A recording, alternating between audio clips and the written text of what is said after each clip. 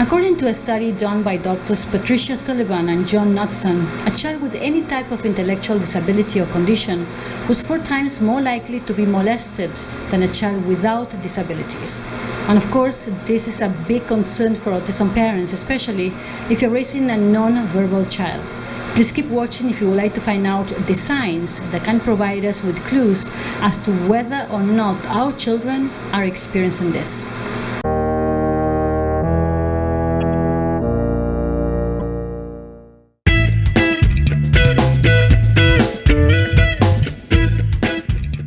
Thank you so much for watching. My name is Maria. I'm an author, motivational speaker, and mom of 3 autistic children.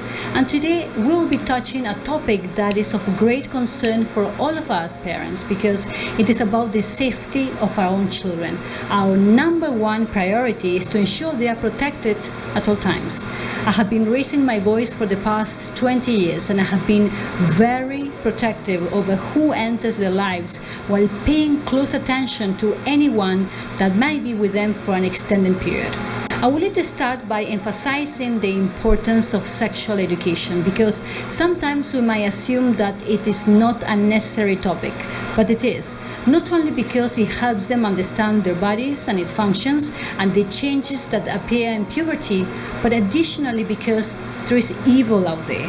And the reason children with special needs are likely to be a target of molestation is because they are perceived as easy to manipulate. This is where we come in as their parents and caregivers. We must explain to our children what type of behavior from others is acceptable and what it isn't. And we need to be very clear and direct about it. One of the first signs children give is through night terrors or nightmares. They have difficulty sleeping, they seem to panic more often, they seem afraid of everything, and it is usually not a once in a blue moon kind of experience, but something that happens often. Another sign that something is definitely up is when you start seeing marks on your chest body that previously were not there, and you cannot find a reasonable explanation for them. If those taking care of your child when you are not around are unable to explain what those marks are, then this is an immediate area of concern. Now, this is really physical evidence, and you need to trust your gut that is telling you that something is definitely wrong. Don't ignore this feeling. Document everything: time, place, and persons you spoke to, as well as pictures of those marks. Do not send your child back to the caregiver, the school, or person they were prior to the appearance of the marks until you thoroughly investigate what really happened. Also, when a child cries in fear, they are frantic, or they refuse to go to school or to the house of the person that cares for them during the day, pay close attention to this behavior. A lot of times parents easily dismiss this because they believe all children don't want to go to school or be away from mommy and daddy. And even though technically it is true, no child should be screaming and crying in this manner unless they are experiencing something very troubling when you're away. In general, children may have a hard time expressing what they're going through when you're not around. This may be doubly true for a child on the autism spectrum, as they just may be unable to tell you what is happening. If your child is verbal and they start acting out and using inappropriate language that seems to imply they know things they shouldn't know at their age, that is definitely a red flag. Sexualized behaviors is indicative of sexual abuse, so please pay close attention to this. Another sign is if you observe your happy-go-lucky child turning into a very sad, withdrawn person that you can hardly recognize.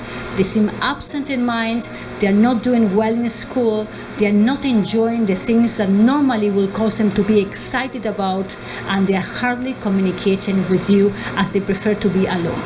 If your child is nonverbal, this behavior can be manifested in self-aggression and repetitive behaviors, which can cause parents to dismiss it because they think it is part of autism. And this is why you need to analyze all the things holistically. Fits of unexplained anger are also another red flag to look for. Also, if you observe that your child is having issues sitting or walking and they complain about pain in their private areas and there is not a medical condition present, that is another serious red flag. If your autistic child seems to be manifesting regressive behavior as well, and all of a sudden particularly, it is also something to investigate further. Listen to your child, whether it is by words or by actions. They tell us a lot if we pay close attention. When a child clearly does not want to be left alone with a particular person, open your eyes and don't assume it is not possible just because the other person is a relative or someone you love. Most children are abused by people they know, and the perpetrators can be people who you trust, people that seem friendly and nice. When it comes to protecting your child, it is not good to be paranoid, but also it is not good to be naive. It is just a matter of being very observant and ensuring others know you are closely watching. If you have suspicious or concrete evidence that your child is being abused, please contact the authorities right away and keep your child away from this person or persons. Remember, doing so not only protects your child from further damage, but also protects possible victims.